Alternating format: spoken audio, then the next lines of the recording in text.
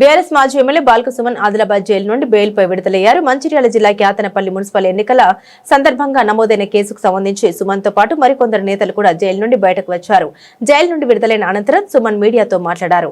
కాంగ్రెస్ ప్రభుత్వంపై తీవ్రస్థాయిలో ధ్వజమెత్తారు. పోలీసులు తమపై లాఠీచార్జ్ చేయడమే కాకుండా రివర్స్ లో అక్రమ కేసులు పెట్టారని ఆయన మండిపడ్డారు. కేవలం 7 స్థానాల్లో గెలిచిన కాంగ్రెస్ మున్సిపల్ పీఠాన్ని దక్కించుకోవాలని చూడడం ప్రజాస్వామ్యాన్ని అపహాస్యం చేయడమేనని విమర్శించారు. జిల్లా అధికారులు ప్రభుత్వ ఉద్యోగుల్లా కాకుండా మంత్రి వివేక్ వెంకటస్వామి వ్యక్తిగత సిబ్బంది పనిచేస్తున్నారని ఎద్దేవా చేశారు. కానీ నేను ఒక మాట రాష్ట్ర ప్రజల్ని కూడా ఆలోచించమని కోరుతా ఉన్నాం. మేము 10 ఏళ్ళు గవర్నమెంట్ నడిపినాం. మేము ఎన్నడూ కక్ష సాధింపు రాజకీయాలు చేయలే. మీకు ఒక ఉదాహరణ చెప్తా రాష్ట్ర ప్రజలకు. 2014లో నా మీద ఎంపీగా కాంగ్రెస్ పార్టీ నుండి వివేక్ గారు పోటీ చేసి ఓడిపోయారు. వారు ఓడిపోయిన తర్వాత వారిని పార్టీలోకి తీసుకొచ్చుకొని ప్రభుత్వ సలహాదారు ఇచ్చినాం. మేము 2018లో నా మీద చెన్నూరు ఎమ్మెల్యేగా కాంగ్రెస్ పార్టీ నుండి వెంకటేష్ నేత గారు ఓడిపోయారు. వారిని పార్టీలోకి తెచ్చుకొని 2019లో పెద్దపల్లి ఎంపీ చేసినాం. మేము కలుపుకపోయే పని చేసినాం తప్ప కక్షలు పెట్టుకొని వ్యక్తిగతంగా ఏదో చేయాలనే ఆలోచనలు మా 10 ఏళ్ల ప్రభుత్వంలో మేము చేయలే. మేము రాజకీయ పరమైనటువంటి ప్రత్యర్థులుగా చూసినాం తప్ప ఇతర పార్టీల వాళ్ళని కానీ వ్యక్తిగతంగా శత్రుత్వాలు పెట్టుకోలే, శత్రువుల లెక్క చూడలే.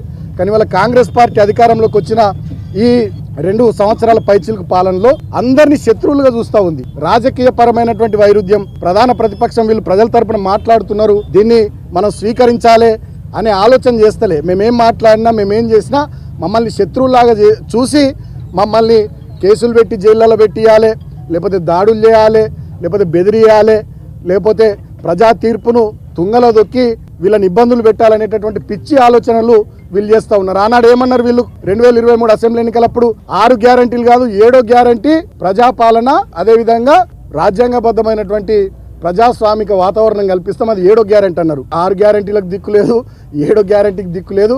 ఇవాళ ఎవరు ప్రశ్నిస్తే వాళ్ళ మీద కేసులు, ఎవరు మంచిగా ప్రజల గురించి మాట్లాడితే వాళ్ళ మీద కేసులు, ప్రజలు ఇచ్చినటువంటి తీర్పును కూడా తుంగలో దొక్కుతూ ఇవాళ ఇష్టం వచ్చినట్టుగా చేతులు అధికారం ఉంది కదా అని అధికారం మత్తులో అహంకారంతో ఈ ప్రభుత్వ పెద్దలు ప్రవర్తిస్తూ ఉన్నారు. దీన్ని రాష్ట్ర ప్రజలంతా కూడా గమనిస్తూ ఉన్నారు. నేను ప్రజలకు కూడా విజ్ఞప్తి చేస్తూ ఉన్నా, ఇటువంటి కాంగ్రెస్ పార్టీ మీద డెఫినెట్గా పోరాటాలకు సిద్ధమైదాం. మన హక్కుల కోసం మనకు వాళ్ళు ఇచ్చిన మాటలు 420 హామీలు కానీ, డిక్లరేషన్స్ కానీ, 6 గ్యారంటీలు కానీ, వాటి విషయంలో డెఫినెట్గా పోరాటం చేద్దాం. ప్రధాన ప్రతిపక్షంగా బీఆర్ఎస్ పార్టీ తెలంగాణ ప్రజల వెంట ఉంటుంది. నేను ఒకటే మాట ముఖ్యమంత్రి రేవంత్ రెడ్డి గారిని, మంత్రి వివేక్ గారిని కోరుతా ఉన్నా. ఇక నన్ను జైల్లో పెట్టిరు 16 రోజులు, మీ కడుపు మంట చల్లారింది అనుకుంటున్నా.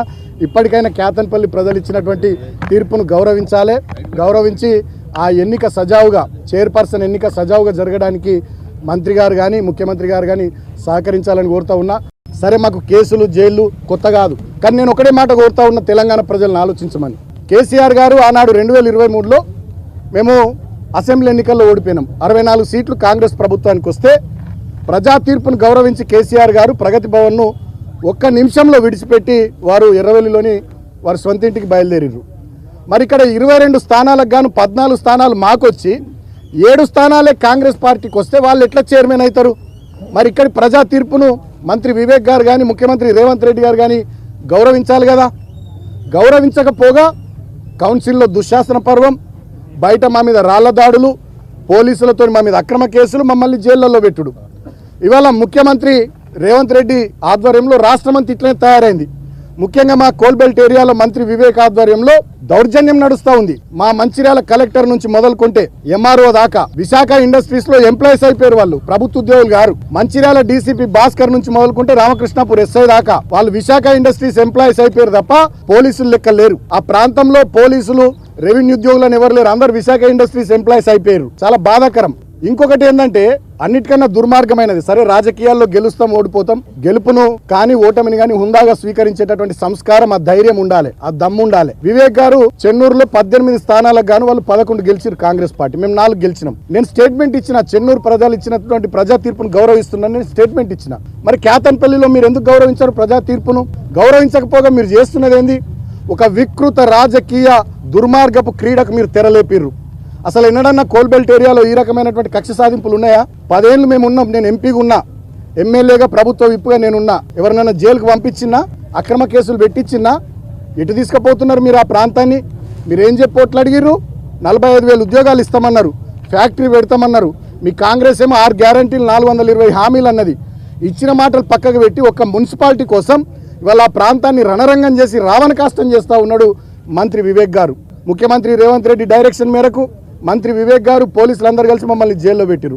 సరే జైల్లో చాలా ఇబ్బందులు పడ్డాం. వీళ్ళకి పై అధికారుల ఆదేశాలు ఏందో కానీ దోమలు ఉన్న రూమ్లు వేసిర్రు, సకా భోజనం లేదు, నీళ్లు లేవు, నాకు గొంతు నొప్పి వచ్చింది 2 రోజులు, టాబ్లెట్లు ఇచ్చే దిక్కు లేదు, చలి బాగా విపరీతమైన చలి, దుప్పట్లు ఇచ్చే పరిస్థితి లేదు. మా అడ్వకేట్ శ్రీకాంత్ నాకు బ్లాంకెట్ పంపించింది లోపల కూడా చాలా ఇబ్బందులు పెట్టిర్రు. మీరు ఇటు తిరగొద్దు అటు తిరగొద్దు రిస్ట్రిక్షన్స్ మాకు. సరే భరించినాం. ఇవాళకి 16 రోజులు. నేను ఇప్పుడు కోరుతా ఉన్న వివేక్ గారిని, ముఖ్యమంత్రి రేవంత్ గారిని, మీ కళ్ళు చల్లబడ్డాయా, మీ కక్ష తీరిందా, మీ కడుపు మంట చల్లారిందా? నన్ను జైల్లో పెట్టిరుగా 16 రోజులు. ఇంకా దుర్మార్గం ఏంటంటే నాకు మొన్ననే బెయిల్ రావాలి. మంచిర్యాల కోర్టు వచ్చింది, హైదరాబాద్ కోర్టు వచ్చింది, చెన్నూరు కోర్టులో నాకు బెయిల్ రావాలి. బలవంతంగా ప్రభుత్వ పెద్దలు ఒత్తిడి చేసి 5వ తేదీకి వాయిదా వేయించింది. కారణం ఏందో తెలుసా? నిన్న హోలీ, ఇవాళ నా చిన్న కొడుకు పుట్టినరోజు. ఈ 2 సందర్భాలలో నేను నా ఇంటికాడ నా కుటుంబ సభ్యులతో ఉండొద్దనే ఒక సాడిస్టిక్ ప్లెజర్